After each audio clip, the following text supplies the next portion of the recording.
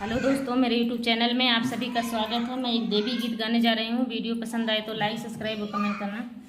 हमारी रजिया भूला गईलू हो मैहर वाली मैया, हमारी रजिया भूला गईलू हो मैहर वाली मैया।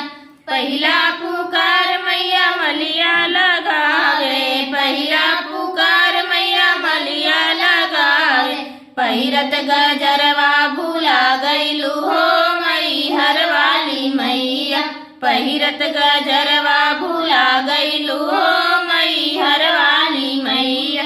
हमारी रजिया भूला गईलू हो मैहर वाली मैया, हमारी रजिया भूला गईलू हो मैहर वाली मैया।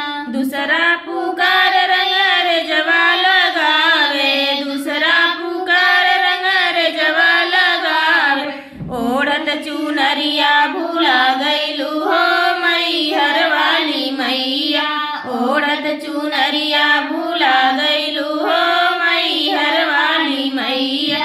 हमारी रजिया भूला गईलू हो मैहर वाली मैया, हमारी रजिया भूला गईलू हो मैहर वाली मैया। तीसरी पुकार मैया कहरा बोलावे, तीसरी पुकार मैया कहरा बोलावे। पवत कलशवा भूला गईलू हो मैहर वाली मैया, पवत कलशवा भूला गईलू हो